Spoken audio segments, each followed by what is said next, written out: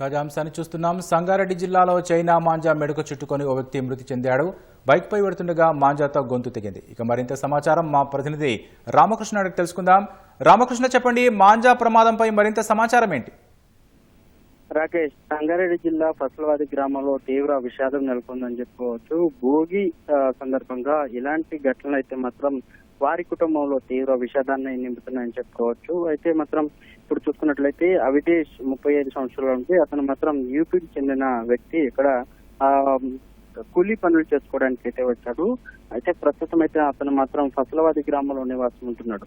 అయితే అతను మాత్రం సంగారెడ్డి జిల్లా హెడ్ క్వార్టర్ ఏదైతే ఉందో అక్కడికి రావడానికి అయితే ప్రయత్నిస్తున్న సందర్భంలో మాత్రం ఇప్పటికే సంక్రాంతి అనగానే అటు కోడి పందాలు కావచ్చు, అలాగే గాలిపటాలు, అలాగే ఇటు ముగ్గులు, అసలు ఇవన్నీ సహజంగా జరుగుతుంది. కానీ ఈ క్రమంలోనే ఏదైతే ఈ చైనా మాంజా ఉందో గాలిపటాలు పోటీల సందర్భంలో సహజంగా ఉన్నటువంటి దారం తెగిపోతుంది. కాబట్టి ఈ చైనా మాంజా ఏదైతే ఉందో దానిని ఎక్కువగా ఉపయోగిస్తా ఉన్నారు. అయితే పోలీసులు దానిని మాత్రం ఏదైతే గాలిపటాల విక్రయించే దుకాణాలు అయితే ఉన్నాయో ఇప్పటికే ఎస్పీ పర్తేష్ పంకజ్ ఆధ్వర్యంలో మాత్రం ముమ్మరంగా తనిఖీలు చేపట్టారు. కానీ ఆ గుట్టు చప్పుడు కాకుండా మాత్రం ఈ చైనా మాంజాలు అయితే మాత్రం విక్రయాలు జరుగుతున్నాయని చెప్పుకోవడం. దానికి ఉదాహరణ ఈ అవిదేశ్ అనే వ్యక్తి మృతికి స్పష్టంగా అర్థమవుతా ఉంది.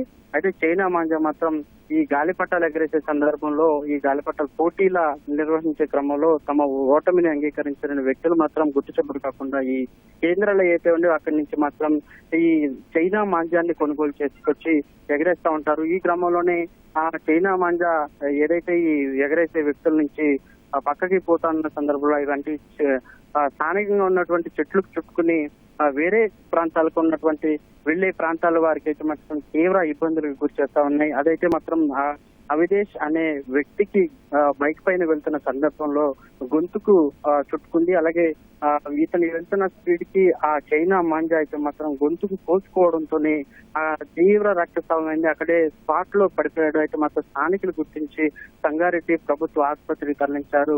అప్పటికే తీవ్ర రక్తస్రావంతో అవిదేశ్ అనే వ్యక్తి మాత్రం మృతి చెందాడని చెప్పి ప్రభుత్వ వైద్యశాల సిబ్బంది అయితే స్పష్టం చేశారు. ఇప్పటికైతే మాత్రం పోలీసులు ఘటనా స్థలానికి చేరుకుని వివరాలకి సేకరిస్తున్న పరిస్థితి.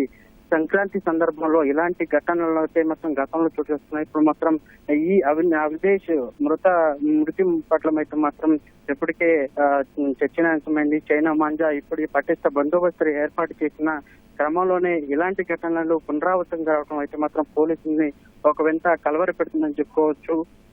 ఇలాంటి ఘటనల వల్ల బతుకు తెరువు కోసం వచ్చిన వారి కుటుంబంలో తీవ్ర విషాదం నింపడం అంతా వారి కుటుంబంలో మాత్రం వారి కన్నీరు మున్నీరులా తప్పిస్తున్న పరిస్థితి అయితే మాత్రం ఉంది. రాకేష్, ధన్యవాదాలు రామకృష్ణ.